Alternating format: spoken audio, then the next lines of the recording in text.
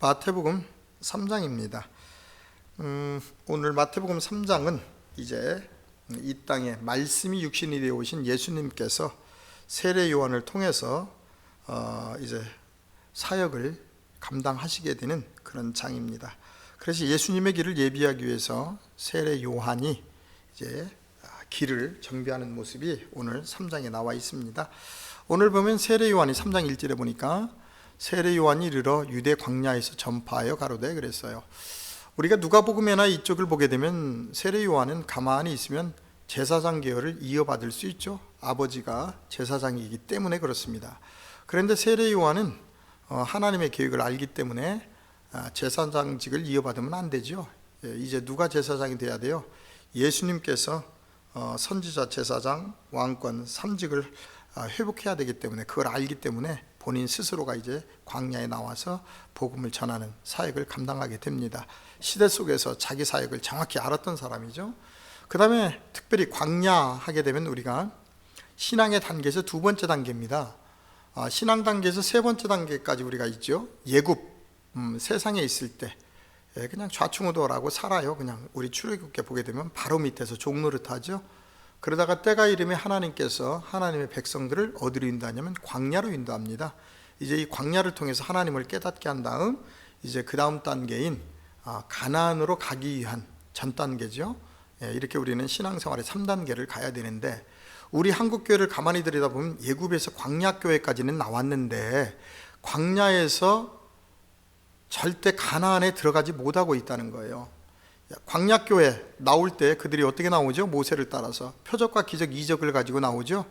광야에서도 계속 불기둥, 구름기둥, 눈에 보이는 은사를 따라갑니다. 그런데 여러분 가만히 보세요. 가나안 땅에 들어갈 때는 그런 은사로 들어가는 것이 아니죠. 그곳은 뭘로 들어가죠? 법궤를 앞세워서 요단강을 건너 말씀 따라갑니다. 그래서 아무런 능력도 없는 여호수아, 갈렙이 법궤, 하나님 말씀을 따라 들어가거든요.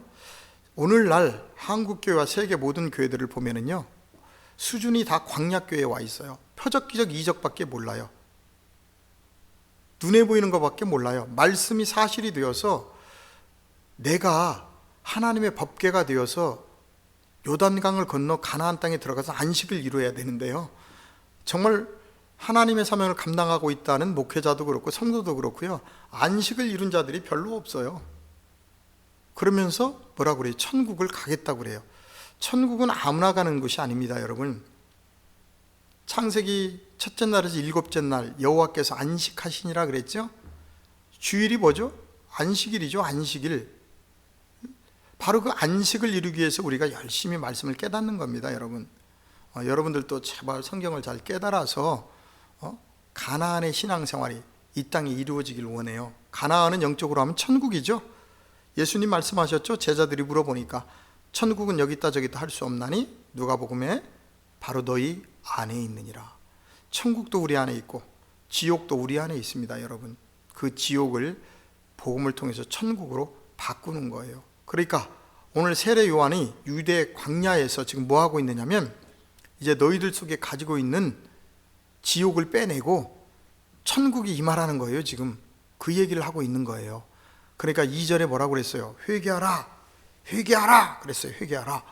천국이 어디 있다? 가까이 왔느니라는 거죠. 천국이 가까이 왔다. 응? 그러면 천국이 가까이 왔으면 어떻게 해야 돼요? 천국이 내 안에 이루어지려면, 천국이 지금 가까이 왔대요. 세례 요한이 지금 복음이 그거에 회개하라, 천국이 가까이 왔느니라 하고 지금 선포하고 있거든요. 그렇다면 천국이 가까이 왔다면 어떻게 해야 돼요? 깨닫는 자는 문을 열어야죠. 마음의 문을 열어야 그곳에 천국에 들어가잖아요. 깨닫지 못하면 천국이 들어갈 수가 없지요. 지금 오늘날 신앙생활하고 있는 많은 분들은 천국을 어떻게 하려고 그래요? 죽어서 가려고 그래요. 여러분, 갈 수 없습니다. 단연코 성경 그대로 얘기합니다. 천국은 여러분들 안에 임해야, 임해진 자녀들이 이 다음에 육신의 일을 다 끝나면 가는 곳이 천국입니다. 정말 가는 곳이. 그런데 이 땅에서 내 안에 천국이 이루어지지 않은 사람들이 죽어서 어느 날 갑자기 천국 간다고요? 성경은 그렇게 되어 있지 않습니다. 이 땅에서 천국이 이루어져야 돼요. 안식이 이루어져야 돼요. 그래서 세례 요한이 얘기하는 겁니다. 회개하라, 천국이 가까이 왔느니라. 왔다면 어떻게 해야 되냐니까요. 여러분들이 그동안에 가지고 있었던 옛사람의 신앙생활에서 이제는 말씀을 통해서 여러분의 마음을 열고 봐야 돼요. 과연 내 안에 천국이 있는지. 문을 열지 않으면 못 들어가요. 계시록에 가서 한번 볼까요? 예수님 문 밖에서 기다리시는 거, 우리 이게 남의 얘기가 아닙니다, 여러분. 많은 분들이 계시록을 볼 때 무슨 역사적인 그런 얘기만 하고 있어요. 그게 아니에요. 지금 나의 이 얘기예요. 내가 지금 어떤 교회로 만들어져 있느냐는 거죠. 어떤 상태의 교회로 지금 만들어져 있느냐는 거죠. 교회라는 건 건물이 교회가 아니잖아요. 우리가 교회잖아요. 근데 우리는 교회는 다니면서 내 안에 예수님이 계시다는 걸 너무나 몰라요. 자, 보세요. 지금 3장에 가서 보면 라우디아 교회 나오죠. 3장 쭉 내려가서 보세요. 10 몇 절이죠? 자, 보세요. 14절입니다. 라우디게아 교회의 사자에게 편지하기를 아멘이시오 충성되고 참된 증인이시오 하나님의 창조자이시니가 근본이시니가 가라사대. 그러죠. 태초이시니가 가라사대. 내가 내 행위를 아노니 차지도 아니하고 더웁지도 아니하도다. 내가 차든지 더웁든지 하기를 원하노라. 라우디게아 교인들을 보고요, 둘 중에 하나 하라는 거예요. 지금 내가 이같이 하여 미지근하여 더웁지도 아니하고 차지도 아니하니 내 입에서 너를 토하여 내치리라. 오늘날 누구에게 주시는 말씀이라고요? 우리에게 주시는 말씀. 너 지금 어떤 상태로 교회가 되어 있느냐는 거예요. 지금 이제 마지막 정리가 돼서 그리스도의 신부가 되는 교회가 돼야 되는데 너 혹시 라우디게아 교회처럼 되지 말라는 거예요. 보세요. 그들 신앙생활을 어떻게 하고 있는지. 내가 말하기를 나는 부자라 부유하여 부족한 것이 없다 하나. 아주 교회 다니면서 뭐 부족한 것이 없대요. 내 곤고한 것과 가련한 것과 가난한 것과 눈먼 것과 벌거벗은 것을 알지 못하다. 눈 멀어서 하나님 말씀을 몰라요. 그러면서 성경을 10독 20독 했대요. 오늘 아침에도 성경을 읽고 왔대요. 여러분 아무리 읽은들 무슨 소용이 있느냐고. 이 성경의 뜻을 모르는데. 안타까운 거죠. 그래서 뭐라 그래요? 내가 너를 권하노니 내게서 불로 연단한 금을 사서 부유하게 하고 흰옷을 사서 입으라 그러죠. 세마포. 벌거벗은 수치. 벌거벗었다는 거예요. 누구에게? 라우디게아 교회에게. 교회를 안 다니는 사람들이 아닙니다 지금. 그래서 보이지 않게 하고 안약을 사서 눈에 바르라는 거예요. 하나님 말씀을 좀 보라는 거예요 지금. 그러면서 뭐라 그래요? 볼지어다 내가 문 밖에 서서 들으느니 누구든지 내 음성을 듣고 열어라는 거예요. 그 회개라는 건 뭐예요? 그럼 문을 열고 그분의 음성을 듣는 거예요. 근데 음성을 안 들으려고 한다니까요. 한국교회 교인들이 문제가 이거예요. 기도하자 그러면 기도하는 방법도 모르면서 앉아가지고 하여튼 기도를 해요. 가만히 들어보면요, 다 사단에게 하는 거지 하나님께 하는 기도가 아니에요. 그런데 하나님의 이름으로 하고 있어요. 성경에는 정말 진짜 우리가 믿는 말씀이 육신이 돼서 오시는 하나님이 계시고요, 다른 하나님이 있어요. 다른 예수가 있다니까요. 다른 복음이 있다니까요. 그거를 구별하기 위해서 우리가 성경을 공부하는데 전혀 사람들이 그분의 음성을 듣자 그러면 안 와요. 왜냐하면 그분의 음성을 들으니까 내 안에 숨겨져 있던 거짓 것들이 막 드러나잖아요. 안 온단 말이에요. 그러니까 문을 닫고 있어요. 보세요. 오늘 또 누구든지 내 음성을 듣고 문을 열면 내가 그에게로 들어가 그로 더불어 먹고 그는 나로 더불어 먹으리라. 누구예요? 요한복음 4장에 수가성 여인 나오죠. 그 여인 속에 그 여인의 고백을 먹고 그 여인 속에 들어가고, 이게 지금 그 얘기예요. 그래서 오늘 세례 요한도 그 이야기를 하고 있는 거예요. 뭐하라? 회개하라. 천국이 뭐했다? 가까이 왔느니라. 여러분, 천국은 먼 곳에 있는 것이 아닙니다. 여러분들 옆에 있습니다. 여러분들이 마음의 문을 열고요, 그 음성을 듣게 되면요, 이제 깨닫고 내 안에 있는 이 라우디게아 교회 같은 이런 성품들 뽑아내고요, 그곳에 복음이, 천국이 임하는 거예요. 자, 3절 보세요. 하여튼 자, 저는 선지자 이사야로 말씀하신 자라. 일러스되 광야에 외치는 자의 소리가 있어 가로되. 광야에 외치는 자의 소리, 마지막 나팔입니다. 여러분, 천국이 임하기 위한 마지막 나팔이 울리는 거예요. 계시록에서도 마지막 나팔 소리에 작은 책 먹어야 되죠. 잘 들으세요. 광야에 외치는 자의 소리가 있어 가로되 너는 주의 길을 뭐하라? 너희는 예비하라는 거예요. 너희는, 이 라우디게아 교회 같은 이 신앙인들 너희들아, 너희는 주의 길을 예비하라. 주의 길을, 그의 첩경을 뭐하라?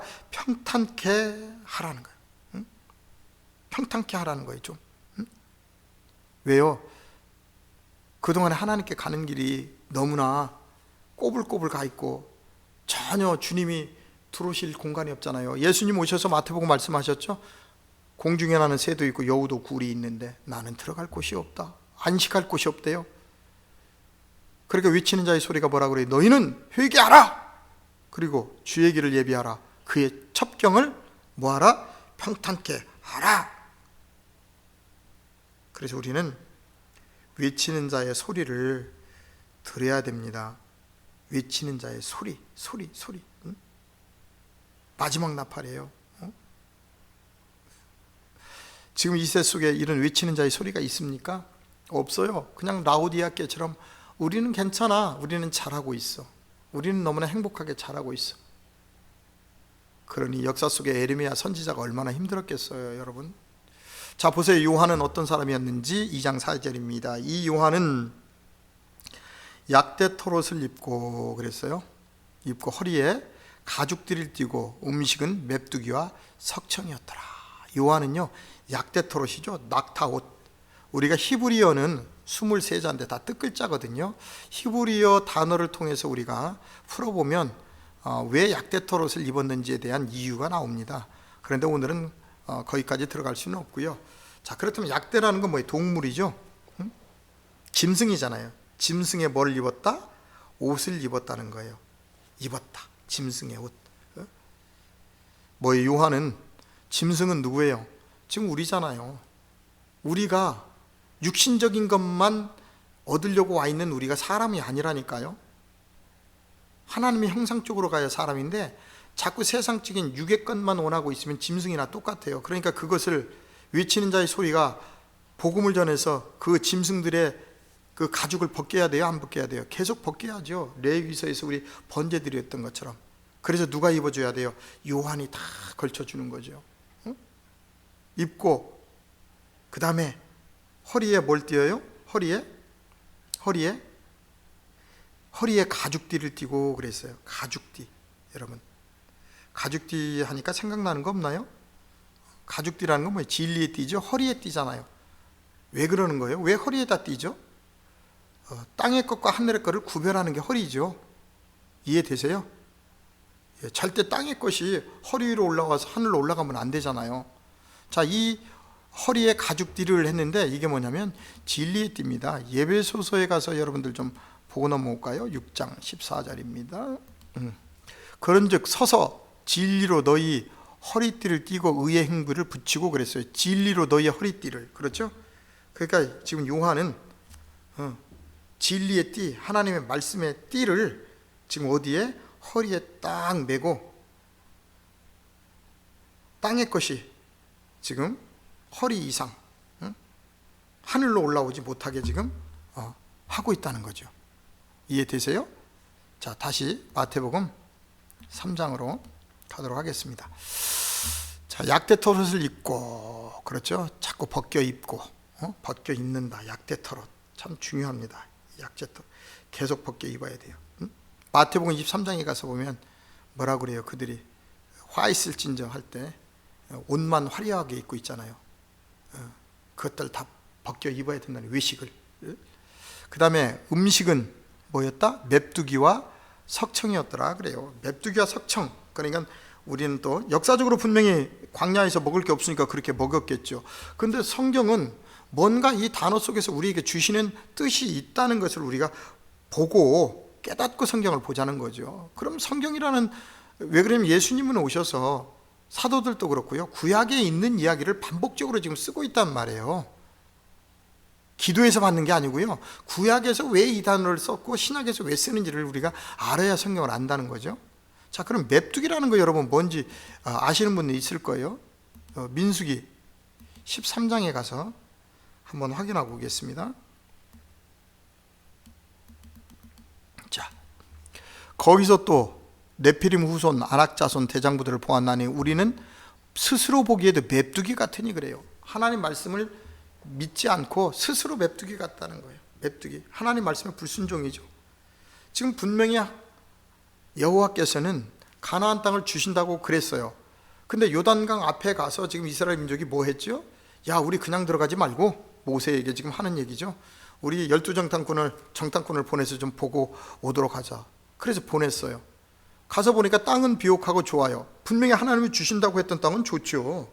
근데 가서 보니까 누구도 있더라? 아낙 자손도 있더라는 거예요. 오합지졸이야. 그쪽은 엄청난 쇠병거를 가지고 있는 군대도 있는데, 그러니까 스스로 와서 지금 맵두기 같다는 거예요. 그 이야기는 뭐예요? 하나님 말씀보다 현실을 보고 있다는 거죠. 하나님 말씀의 순종보다 육신적인 생각으로 하나님을 믿고 있다는 거예요. 지금 불신이죠. 그러니까 이 불신도 누가 잡아먹어줘야 돼요. 이 불신도 다 광야에 외치는 자의 소리, 세례 요한이 전부 다 그 불신도 다 어떻게 해야 돼요? 먹어줘야 되지요. 약대 털옷 벗겨 있죠. 그 다음에 그들의 불신을 잡아먹어야지요. 그러면 쓰러질 수밖에 없죠. 그러니까 그 다음에 뭘 먹어야 돼요? 석청이었더라 그래요. 그러니까 뭣도 먹어야 돼요? 같이 반석에 꿀에서 나오는 꿀도 나도 먹고, 우리 또 저 맵두기 같은 성품을 가지고 있는 그들에게도 어떻게 해야 돼요? 먹여줘야 되겠죠.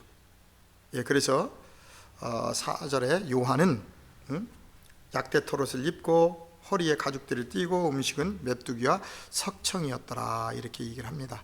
자, 5절서부터 우리가 이제 쭉 내려가면서 보죠. 5절서부터 이때에 예루살렘과 온 유대와 요단강 사방에서 다 그에게 나와 자기들의 죄를 자복하고 요단강에서 그에게 세례를 받더니, 그랬어요. 요한이 많은 바리새인과 사두개인이 세례 베푸는 데 오는 것을 보고 이르되, 독사의 자식들아, 누가 너희를 가르쳐 임박한 진노를 피하라 하더냐. 지금 잘 보세요. 요한이 많은 바리새인과 사두개인이 세례 베푸는 데를 지금 다 오고 있어요. 그런데 중요한 건 뭐냐면, 백성들은 오는데 지금 지도자들은 안 오지요. 그냥 말씀이 육신이 되어 예수님이 오셨음에도 불구하고 그들은 관심 없어요. 무슨 얘기인지. 왜?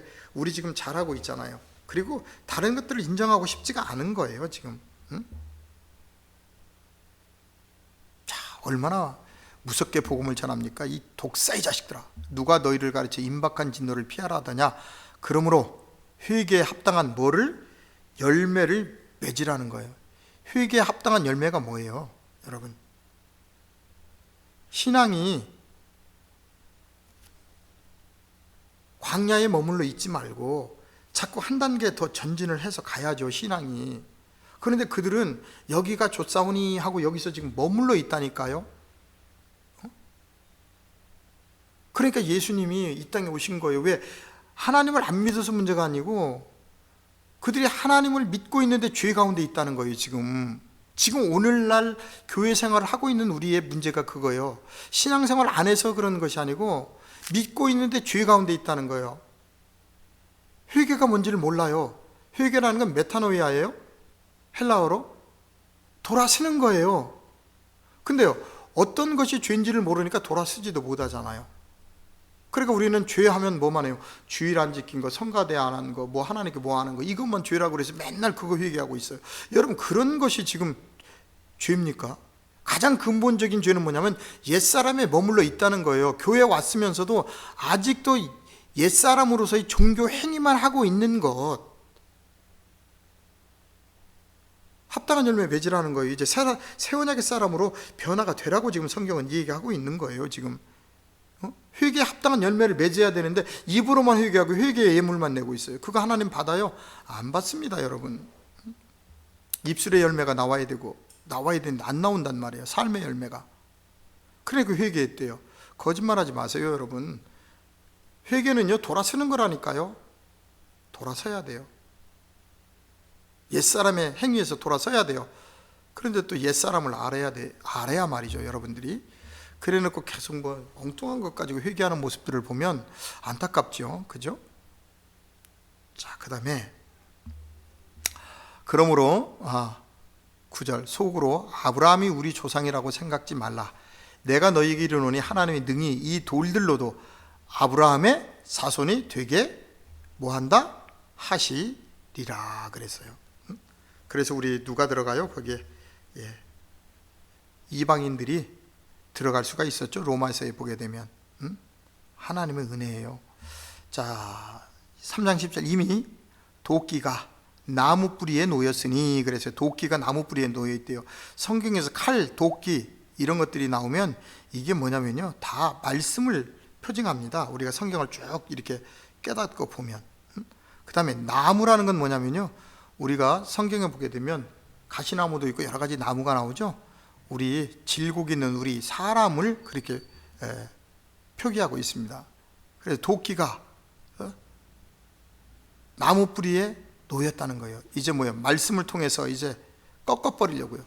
관절과 골수를 쪼개주려고요. 히브리서 4장 12절처럼 놓였으니 좋은 열매 맺지 않는 나무마다 찍혀 어디에? 불에 던져버린대요. 좋은 열매 맺지 아니하는. 좋은 열매가 뭐예요? 가장 중요한 게 야고보서에 가서 보면 입술의 열매잖아요. 정말 하나님을 섬기고 믿는다는 분들이 가만히 말하는 그 입의 이야기를 들어보면요, 아직도 회개가 안 된 사람들이 너무나 많아요. 그래서 좋은 열매 맺지 아니하는 나무마다 찍혀 다 불에 던져 버리겠대요. 그러면 우리를 버리는 겁니까? 아니면 거듭나게 하려고 그래요? 깨닫게 하려고 그래요? 그렇죠. 불의 고통 속에서 결국은 또 구원해 주시려고 하지요. 구원은 되지만 엄청난 고통 받는 거죠. 그죠? 그럼 어떻게 해야 돼요? 고통을 줄이려면 빨리 좋은 열매를 맺으면 되잖아요. 우리가 옛사람의 모든 걸 벗어버리고 새 언약의 사람으로서 빨리 우리가 가야죠. 자, 보세요. 던지우리라. 나는 너희를 회개케 하기 위하여 뭘로? 세례 요한은 물로 세례를 줬다는 거예요. 물로. 물 세례. 보이는 것으로. 자, 물 세례를 줬는데 이 물 세례는 우리가 받았다고 해서 다 되는 게 아니죠. 이 물 세례가 표징하는 중요한 뜻이 있죠. 그죠?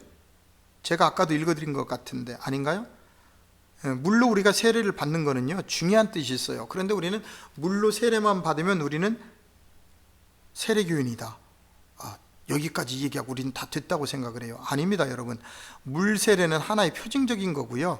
이 물 세례를 통해서 우리가 깨달아야 될 것이 있다는 거죠. 우리 가서 한번 보세요. 우리가 잘 알고 있는 말씀 계속적으로 나옵니다. 말씀을 연구하다 보면 물은, 그렇죠? 예수 그리스도의 부활하심으로 말미암아 이제 너희를 구원하는 표다. 그래서 물을 곧 뭐다? 세례. 지금 세례 요한이 주고 있는. 그럼 물 세례는 뭐냐? 육체의 더러운 것을 제하여 버림이 아니요 오직 선한 양심이 하나님을 향하여 찾아가라고 뭐 하는 거예요? 세례를 주는 거죠. 육체의 더러움을 제하는 것이 아니라 선한 양심이 하나님을 향하여 찾아가라고. 그러면 당연히 육체의 더러운 것도 다 벗게 되어 있는 거예요. 그러면 우리가 이 세례를 한 번만 받아야 돼요? 아니죠. 자주 받아야죠. 말씀을 들을 때마다 계속적으로 세례를 우리가 물 세례를 받아야죠. 그래야 선한 양심이 계속 회복되어서 어떻게 해요? 계속 하나님을 향해서 가는 거죠. 그래서 세례 요한은요, 오늘 여기 얘기하죠. 자, 나는 너희를 회개케 하기 위하여 물로 세례를 주거니와 내 뒤에 오신 이는 나보다 능력이 많으니 나는 그의 신을 들기도 감당치 못하겠느라. 그는 성령과 뭘로? 불로 너희에게 세례를 주실 것이요. 그랬어요. 성령과 뭘로요? 불로. 불이라는 건 뭐예요? 불은 태우는 거죠. 태워. 심판한다는 거예요. 계속 우리의 옛사람을 계속 태워서 회개케 해야 그 안에 뭐가 임하는 거예요? 성령이 임할 수가 있잖아요. 응? 자꾸 옛사람을 심판해야 성령이 내 안으로 임하시고 나의 의가 하나님의 의로 바뀌는 거죠. 우리 안에 있었던 지옥이 하나님의 천국으로 바뀌는 거예요. 성령이 임하면. 응? 그러면 왜 불로 자꾸 심판해야 돼요? 하나님 쪽으로 가게 못하는 것들 있죠. 쉽게 얘기해서 나의 의. 내가 이 정도 하나님을 믿었으면 되지 뭐 내가 얼마나 더해. 나 같은 신앙인 없잖아. 하나님 말씀에 그대로 순종하는 것이 아니라 계속 내 안에서 꿈틀대고 있는. 그럼 그거 어떻게 해야 돼요? 계속 불로 태워버려야죠. 심판해야죠. 그래야 성령이 온전하게 나의 삶을 지배할 수가 있기 때문에 그렇잖아요. 그래서 예수님은 오셔서 성령과 불로 말씀을 전할 때마다 어떻게 해요? 말씀이 전해질 때마다 칼같이 관절과 골수를 쪼개고 임해서 태워버리고 그곳에 뭐가 임했어요? 성령이 임했잖아요.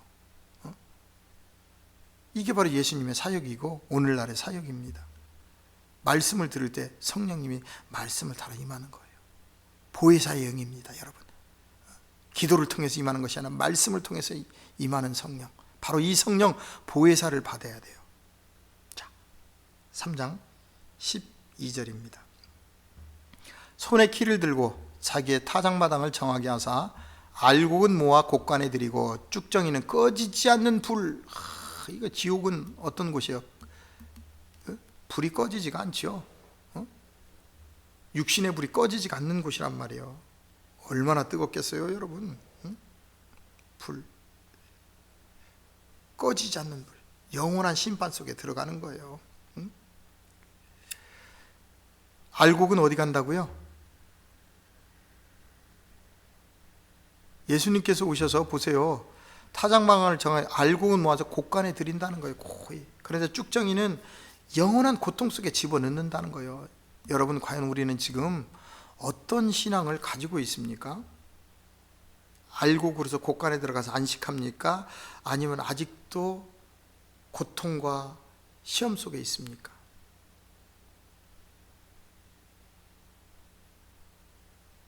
우리도 빨리 알곡이 되었으면 좋겠습니다. 알곡이 되었으면 좋겠어요. 자, 그러면 성경을 좀 더 보도록 하지요. 이때 예수께서 갈릴리로서 요단강에 이르러 누구에게? 요한에게 세례를 받으려 하신대 그랬어요. 지금 예수님은 이 땅에 오셔서 요한에게 세례를 받아야 될 이유가 있나요? 없죠. 말씀이 육신이 되어 오신 분인데. 그런데 예수님은 지금 뭐 하러 와셨어요? 요한에게 세례를 받으려고 오셨다는 거예요. 왜냐하면 이거 굉장히 중요합니다. 지금 이때까지는 누구 사역대예요? 요한의 물세례 사역대거든요. 그러면 요한이 지금 가지고 있어요. 뭘 가지고? 제사장직도 가지고 있잖아요. 그러면 이 땅에 예수님의 사역을 시작하시려면 제사장직, 선지자직 모든 것 다 어떻게 해야 돼요? 왕권 이런 모든 것들을 다 예수님이 받아야 되잖아요. 그죠? 그래서 예수님도 그 시대에 맞는 사역을 감당하기 위해서 요한에게 안 받아도 되지만 뭐예요? 요한에게 세례를 받으러 가신 거예요. 왜? 지금까지는 요한의 때, 이제 요한에게 세례를 받음으로 이제 모든 것들이 예수님이 회복되어서 예수님의 때가 되는 거죠. 그랬더니 요한이 알아보잖아요. 요한이 말려가르되 내가 당신에게 세례를 받아야 할 터인데 당신이 내게로 오시나이까. 깜짝 놀란 거죠. 이게 무슨 말씀입니까? 예수님, 내가 오히려 받아야 되는데. 그랬더니 예수님이 뭐라고 얘기해요? 예수께서 대답하여 가라사대 이제 허락하라. 우리가 이와 같이 모든 의를 이루는 것이 합당하니라 그랬어요. 모든 의를 이루는 것. 모든 의가 뭐예요? 하나님의 공이죠. 하나님의 공의를 이루는 것이 합당하니라. 순서가 있다는 거예요. 하신데 이에 요한이 허락하신지라 그랬어요. 허락하신지라. 그래서 이제 16절에 예수께서 세례를 받으시고 곧 물에서 올라오실새 하늘이 열리고, 자, 물은 우리를 구원하는 표인데 우리의 선한 양심이 하나님을 향해 올라간다고 그랬죠. 그 말씀 그대로 이루어지죠. 물에서 올라오실새 뭐가 열려요? 하늘이 열리고 하나님의 성령이 비둘기같이 내려 저희 위에 임하심을 보더니 그랬어요. 여기에 보면 성령이 비둘기같이 내려 그랬어요. 비둘기 같다. 그래서 우리는 성령이 비둘기처럼 내린다, 다들 이렇게 얘기를 합니다. 그런데 여러분, 왜 성령이 비둘기같이 내렸을까 혹시 생각해 보신 적이 있나요? 오늘 마태복음 3장에서는 이 비둘기를 한번 우리가 풀어보지요.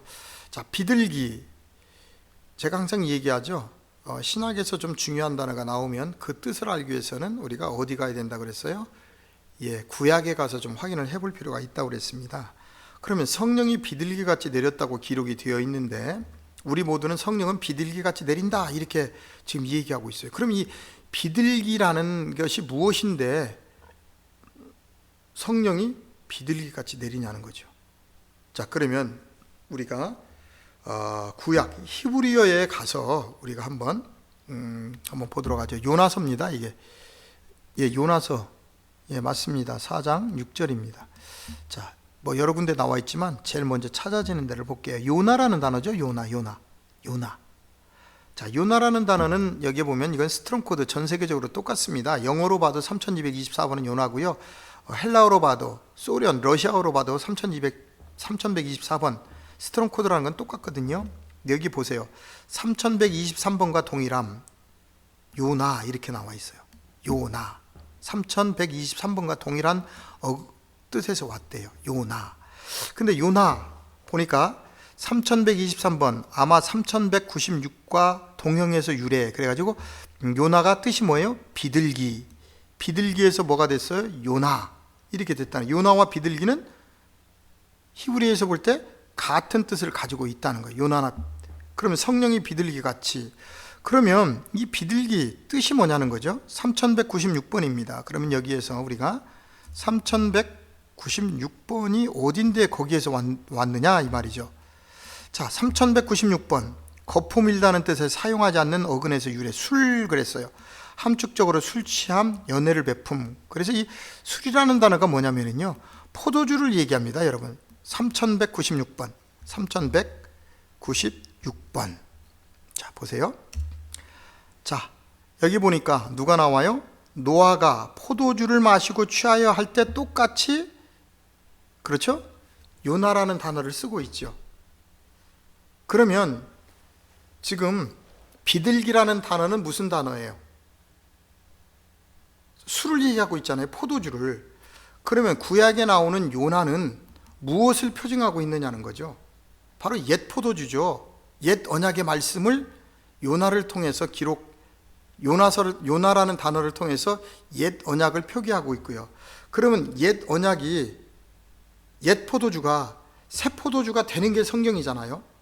그러면 요나가 첫 번째 언약 옛 포도주라고 한다면 예수님은, 이 땅에 오신 예수님은 두 번째 언약 뭐예요? 새 포도주잖아요. 이해되세요, 여러분? 자, 그래서 오늘 여기 하나님의 성령이 비둘기같이 내리더라 하는 건 뭐예요? 하나님의 새 포도주, 새 언약의 말씀이 어떻게 돼요? 내린다는 거죠.